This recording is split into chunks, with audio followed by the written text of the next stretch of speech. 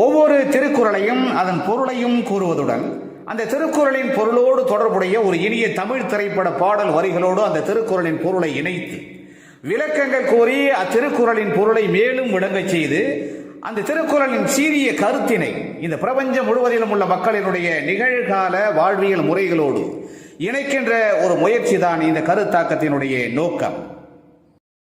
அந்த முயற்சியிலே இன்று நாம் எடுத்துக்கொள்ளும் திருக்குறள் எண் 430. பொருட்பாலிலே அரசியலிலே அறிவுடைமை என்கின்ற அதிகாரத்திலே அமைய பெற்றுள்ள அந்த திருக்குறள், அறிவுடையார் எல்லாம் உடையார், அறிவிலார் என்னுடையரேனும் இலர்.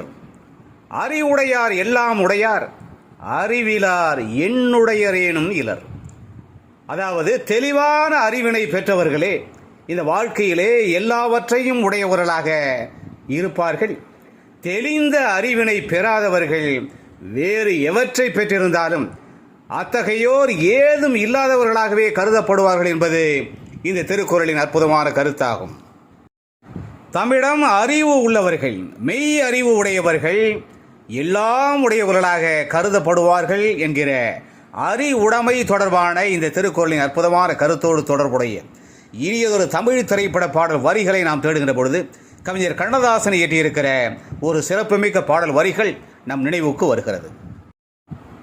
குடிபோதையிலே ஒரு அண்ணன் தனது தங்கைக்கு அறிவுரை கூறுவது போல அமைக்கப்பட்ட அந்த அற்புதமான பாடல் வரிகளிலே அந்த அண்ணன் தங்கையை நோக்கி கூறுவார், இந்த உலக வாழ்க்கையின் உண்மைகள் பற்றிய மெய் அறிவினை தெளிவாக தெரிந்தவர்களே சித்தாந்தம் உணர்ந்தவர்கள்.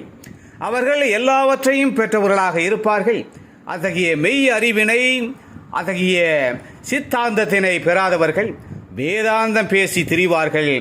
நீ மண்ணை தோண்டி தண்ணீர் தேடுகிறாய் எனது அன்பு தங்கச்சியே, நான் என்னை தோண்டி தோண்டி அகத்தாய்வு செய்து மெய் ஞானம் என்கின்ற மெய் அறிவினை கண்டு வாழ்வினுடைய உண்மை பொருளை இப்பொழுது உணர்ந்திருக்கிறேன்.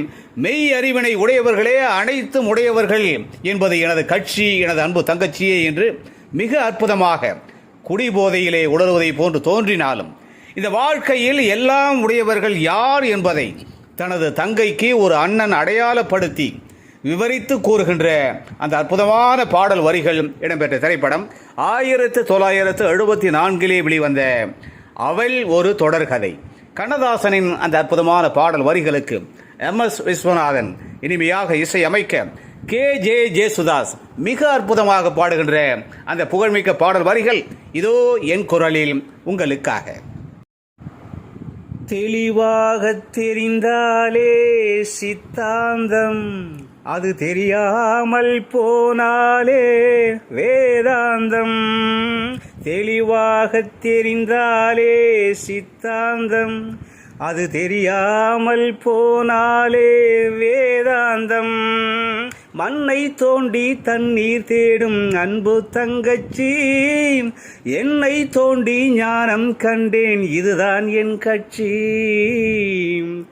தெளிவாக தெரிந்தாலே சித்தாந்தம், அது தெரியாமல் போனாலே வேதாந்தம். மண்ணை தோண்டி தண்ணீர் தேடும் அன்பு தங்கச்சி, என்னை தோண்டி ஞானம் கண்டேன், இதுதான் என் கட்சி.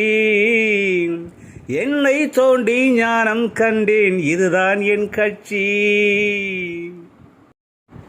எனவே அறிவிலே தெளிவு உள்ளவர்களே, தெளிவான அறிவினை பெற்றவர்களே இந்த வாழ்க்கையிலே எல்லாவற்றையும் உடையவர்களாக கருதப்படுவார்கள் என்கிற அருமையான கருத்தையும், தெளிந்த அறிவினை பெறாதவர்கள் வேறு எவற்றை பெற்றிருந்தாலும் அத்தகையோர் ஏதும் இல்லாதவர்களாகவே கருதப்படுவார்கள் என்கிற சிறப்புமிக்க கருத்தையும் நாம் தெளிவாக அறிந்து உணர்ந்து நாமும் தெளிவான மெய் அறிவினை பெற்று வாழ்விலே புகழையும் மேன்மையையும் அடைவோம். மீண்டும் ஒரு இனிய திருக்குறள், திருக்குறள் எண் 431. திருக்குறளின் 44வது அதிகாரம், அதாவது குற்றம் கடிதல் என்கிற அந்த அதிகாரத்திலே அமைய பெற்றுள்ள அந்த திருக்குறளின் பொருளோடு தொடர்புடைய இனியதொரு தமிழ் திரைப்பட பாடல் வரிகளோடு நாம் விரைவில் மீண்டும் சந்திக்கலாம்.